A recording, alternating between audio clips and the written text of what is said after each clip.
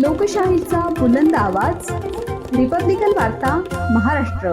समता पतसंस्थेबाबत सोशल मीडियाच्या माध्यमातून चुकीची माहिती, पोलिसांची कोणतीही कार्यवाही नाही, राष्ट्रवादी काँग्रेस पक्षाकडून निवेदन। बातमी कोपरगाव येथून। समता पतसंस्थेबाबत सोशल मीडियाच्या माध्यमातून चुकीची माहिती पसरवण्यात आली असून चुकीची माहिती पसरवणाऱ्या व्यक्तींचे फोन नंबर पोलीस प्रशासनाला 4 दिवसांपूर्वी दिले आहेत, परंतु त्याबाबत आजपर्यंत पोलिसांनी कोणतीही कारवाई केलेली नाही। सोमवार दिनांक 15 डिसेंबर रोजी तर समताच्या कर्मचाऱ्यांवरच हल्ला करण्यात आला आहे। या दोन्ही घटनेतील आरोपींवर तातडीने अटक करून त्यांच्यावर कायदेशीर कडक कारवाई करावी अशी मागणी राष्ट्रवादी काँग्रेस पक्षाच्या वतीने आमदार आशुतोष काळे यांच्या मार्गदर्शनाखाली राष्ट्रवादी काँग्रेस पक्षाचे नगराध्यक्ष पदाचे उमेदवार ओमप्रकाश तथा काका कोयटे यांनी मोठ्या संख्येने उपस्थित असलेल्या राष्ट्रवादी काँग्रेस पक्षाच्या पदाधिकारी व कार्यकर्त्यांच्या उपस्थितीत कोपरगाव शहर पोलीस स्टेशनचे एपीआय ज्ञानेश्वर सोनवणे यांना दिलेल्या निवेदनात करण्यात आली आहे। कोपरगाव नगरपालिकेच्या नगराध्यक्षपदाकरता आणि 30 नगरसेवकांच्या निवडीसाठी मतदान होणार आहे। ही लोकशाही प्रक्रिया आहे। ही लोकशाही प्रक्रिया विविध अडचणी आणून विरोधी पक्षांनी पुढे ढकलण्याचा प्रयत्न केला, पण न्यायालयाने आम्हाला न्याय दिला, न्यायदेवतेने आम्हाला न्याय दिला। यानंतर सुद्धा विविध माध्यमातून विरोधी पक्ष खोटे नाटे आरोप करीत आहेत। विशेषतः आमच्या समता पतसंस्थेच्या थकबाकीदारांना हाताशी धरून काही छोटे नाटे आरोप करीत आहेत आणि त्याचा सोशल मीडियावर प्रचारसुद्धा करीत आहेत। आम्ही पोलीस स्टेशनला नंबर दिलेले आहेत की या नंबरच्या सोशल मीडियावरून या बातम्या प्रकाशित होत आहेत, या बातम्या संपूर्णपणे खोट्या आहेत। या बातम्या प्रकाशित करणाऱ्या नंबरच्या व्यक्तीचा तुम्ही शोध घेऊन त्यांच्यावर कारवाई करा। गेले 3 ते 4 दिवस झाले ही मागणी आम्ही करतो आहोत। काल आमच्या संस्थेचे संचालक आणि अधिकारी कर्मचारीसुद्धा या ठिकाणी येऊन गेले, तरीसुद्धा पोलीस काही ॲक्शन घेत नाही आहे। आणि आज तर कळसच केला, आमच्या एका कर्मचाऱ्याला चक्क मारहाण करण्यात आली। तो कर्मचारी पुरा प्रचारात नव्हता, सोशल मीडियाचं माझं अकाउंट तो ऑपरेट करतो, म्हणून त्या कर्मचाऱ्याला चक्कर मारहाण करण्यात आली। याच्यामुळे एक स्पष्ट आहे की विरोधकांचा पराभव हा नक्की होणार आहे, आमचा विजय हा निश्चित आहे। आम्हाला त्यांना त्याच भाषेत आम्हाला या सर्व मंडळींना त्यांच्याच भाषेत उत्तर निश्चितपणे देता येतं, परंतु आमचा विजय हा निश्चित असल्यामुळे आम्ही विजय होईपर्यंत वाट पाहणार आहोत। विजय आमचा एकदा झाला की मग हे आम्हाला त्रास देणाऱ्यांचा कसा बेत पाहायचा ते आम्ही निश्चितपणे बघू। परंतु सगळ्या कार्यकर्त्यांना माझं आव्हान आहे की आपण शांतता राखायची आहे। आपण शांतताप्रेमी लोक आहोत, आशुतोष दादांचे आपण कार्यकर्ते आहोत। दादांनी कधी आपल्याला दंगामस्ती करायचं शिकवलेलं नाही, त्यामुळे आपण शांततामय मार्गानं या ठिकाणी पोलीस स्टेशनला निवेदन द्यायला आलेलो आहोत। फक्त पोलिसांना आमची एक विनंती आहे की या अशा प्रकारच्या गुन्हेगारीचा बंदोबस्त तुम्ही केला पाहिजे आणि आम्हाला संरक्षण दिलं पाहिजे। आमची प्रमुख मागणी आहे आम्हाला संरक्षण देण्याची। ते संरक्षण जर तुम्हाला देता येत नसेल तर आम्ही या ठिकाणी सत्याग्रहसुद्धा करू शकतो, परंतु आम्हाला संरक्षण पाहिजे। आमचे जे काही 30 उमेदवार आहे यांना संरक्षण पाहिजे। आज माझ्या कर्मचाऱ्यावर हल्ला झाला, आमच्या उमेदवारावर सुद्धा हल्ला होऊ शकतो आणि याच्यामध्ये आमचे उमेदवार हल्ला झाला तर गप्प बसणार नाही आणि आम्ही सुद्धा त्यांच्या पाठीमागं खंबीरपणे उभं राहू। त्या कोपरगावच्या जनतेनं जो आमच्यावर विश्वास टाकलेला आहे, कोपरगावची जनता आम्हाला जे निवडून देणार आहे, हा पराभवसुद्धा विरोधकांना पचवता येत नाही। जेवढे ते आरोप करतायत, जेवढे षडयंत्र रचत आहेत, तेवढं जास्तीत जास्त मताधिक्य आमचं वाढणार आहे याची आम्हाला खात्री झालेली आहे। जनतेने सुद्धा तशा प्रकारचं ठरवलेलं आहे, परंतु पोलीस स्टेशननी आम्हाला संरक्षण द्यावं आणि संरक्षण जर त्यांना देता येत नसेल तर आम्हाला तसं सांगावं। आम्ही आत्तापर्यंत जे या ठिकाणी अर्ज दिलेले आहेत त्या एकही अर्जाची पोलीस स्टेशनने साधी चौकशीसुद्धा केली नाही। सोशल मीडियाचं जे अकाउंट आहे त्याला ते फोन करून त्या व्यक्तीला ताबडतोब इथं किमान चौकशी करता तरी बोलू शकतात। ते चौकशीला बोलवलं नाही तर कारवाई करायचं लांबच राहिलं। आज आमच्या कर्मचाऱ्याला मारहाण झाली, याचे FIR सुद्धा आत्ता नोंदवलेली नाही, आत्ता नोंदवली। आम्ही या ठिकाणी आल्यानंतर FIR नोंदवली। अशा जर FIR नोंदवणार नसतील तर आम्हाला सुद्धा त्याच पद्धतीने उत्तर देता येतं. परंतु आम्ही सगळे शांतताप्रेमी आहोत. आम्ही शांततामय मार्गानं या ठिकाणी येऊन आंदोलन करू.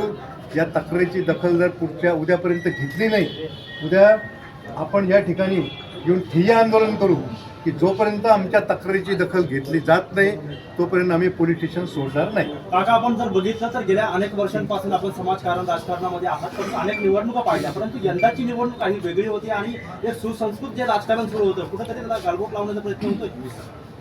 यंदाची निवडणूक कसं झालेलं आहे, मी जेव्हापासून या मैदानात आलो तेव्हापासून विरोधकांना दिसायला लागलं की आपला पराभव अटळ आहे. त्यामुळे यानं त्या मार्गानं विरोधक काहीतरी कुरघोड्या करायचा प्रयत्न करतायत. परंतु जसं जसे ते कुरघोड्या करतायत तसं तसं लोकांचा विश्वास आमच्यावरचा वाढतो आहे. सर्वसामान्य जनतेचा विश्वास आमच्यावर वाढतो आहे. आणि पोलीस स्टेशननी हे जे काही दहशतीचं काम चालू आहे, आत्ताच आमदार साहेबांनी निवेदन दिलं, मुख्यमंत्र्यांना निवेदन दिलं, उपमुख्यमंत्र्यांना दिलं की कोपरावरच्या दहशतीचा बंदोबस्त करावा. एवढं होऊन सुद्धा पोलीस स्टेशन जर आम्हाला संरक्षण देणार नसेल तर आम्हाला वेगळ्या मार्गाचा निश्चितपणे विचार करावा लागेल. माहिती आहे की कोपरगाव शहरामध्ये नगरपालिकेच्या सार्वत्रिक निवडणुका चालू आहेत आणि या निवडणुकीच्या पार्श्वभूमीवर मागच्या 15 दिवसापासून शांततेमध्ये प्रचार सर्व यंत्रणा व्यवस्थित शांततेत चालू होती. परंतु काल 2 दिवसापासून विरोधकांना आपला पराभव दिसायला लागला. त्यामुळे त्यांनी वेगवेगळ्या नको त्या गोष्टी करायला सुरुवात केलेली आहे. त्याचाच पहिला भाग म्हणजे त्यांनी समता पतसंस्थेवर काही थकबाकीदारांना एकत्र आणून चुकीच्या खोट्या कंप्लेंट त्यांनी पोलीस स्टेशनला किंवा सहकार्यात दाखल केल्या. या दाखलपर्यंत करेपर्यंत काही अडचण नव्हती. परंतु त्याच्यानंतर सोशल मीडियावर विरोधकांनी काही ठराविक मोबाईल नंबरवरून समताच्या बाबतीमध्ये अपप्रचार करायचं काम चालू केलं.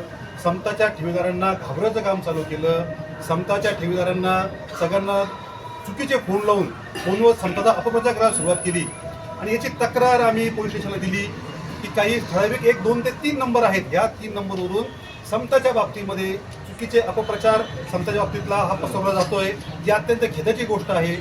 समताची चौकशी होणार असेल तर ती होईल. त्याला न्यायालय सक्षम आहे, त्याला कोर्ट कचेऱ्या सक्षम आहेत, सहकार खातं आहे, ते चौकशा करेल.